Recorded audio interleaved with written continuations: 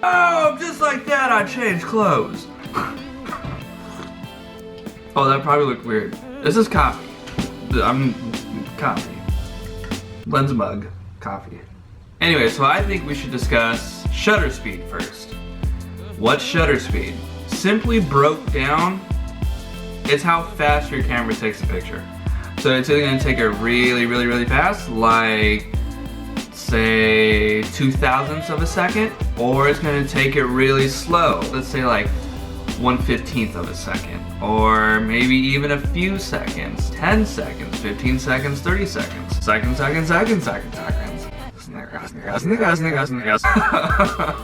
So there's a few reasons why you'd even want to control your shutter speed. Like, what's the difference between taking it between 1/20th of a second versus 400th of a second? Well, it's pretty much to stop motion from happening in your photos. So your photo doesn't look all blurry, and you can actually capture what you want to see. Sorry, I got a text.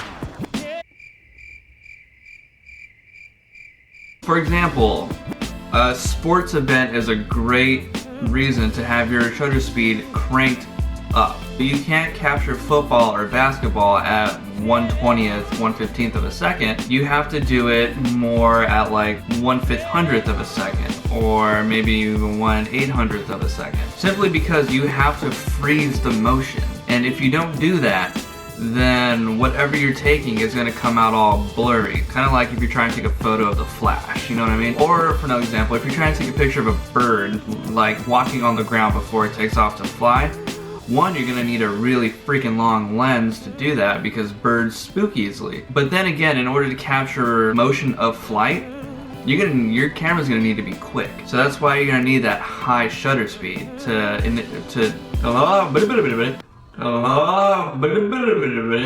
capture that moment. Now, the opposite is also very useful too. God, I can't speak. Coffee. For a show, wow, Jesus Christ, damn. For a slow shutter speed, say that 5 times fast, Jesus. You can also get some really cool blurring effects. So like if you've ever seen a photo of say like a waterfall or like a creek, but it has motion, but the photo of the water looks almost more like fog or like a cloud. That's because it's capturing everything that's still remains still, but everything in motion is going to have like this fluid effect. Now, it's particularly true with nature mainly. If it's with a person, it's going to kind of look bad, unless you know what you're doing. So like, you know, you can get that foggy, milky water that you're looking for in a long exposure,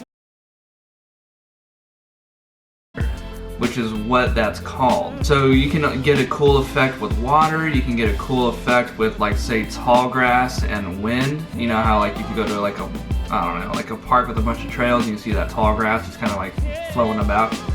Lovey-dovey. A lot of landscape photographers use it for that reason. It kind of gives it more of a painted look too. You can also get the same effect at night. If you set your shutter for like say 30 seconds, and you're on like a catwalk or you're on a bridge and you're trying to get the motion of traffic.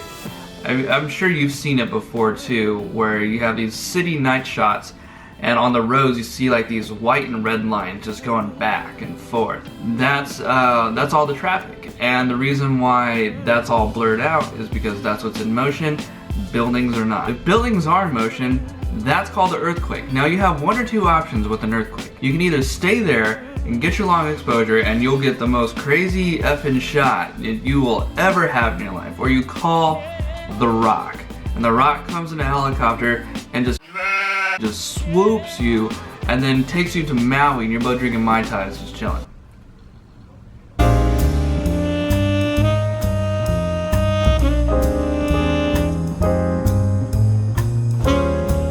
I'm personally going with number 2. So that's the main breakdown of it. But now you have that sweet spot in between really, really fast and super duper slow. So that in between spot is going to be where a lot of photographers work. And I'm talking anywhere from like 1/60th of a second to about 400ths of a second.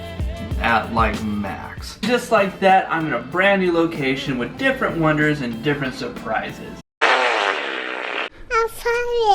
Just kidding. My mom just got home, started cooking dinner, started doing mom things, and it got really loud downstairs, so now I'm upstairs. Anyway, where we left off. Where the f did we leave off? Actually, before we continue, I gotta fix the hair because it's a mess. So, 2 seconds. So there's also lighting reasons too why you would want to have slower versus faster. For example, the longer your shutter is, so like 1/15 of a second, 1 second, 5 seconds, 10 seconds,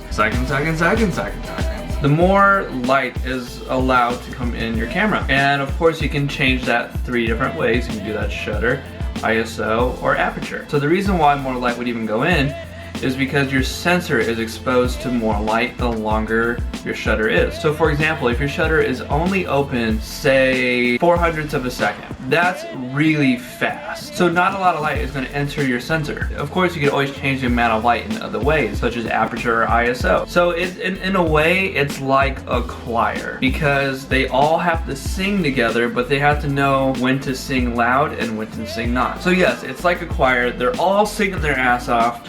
And God, what the hell? Oh man, my nose just went ape. So yes, it's like a choir or like a big band. They all have their individual parts, but they're all doing the same song. So to give you a real life demonstration on my camera, so this is how I set my shutter. I use this little twisty knobby thing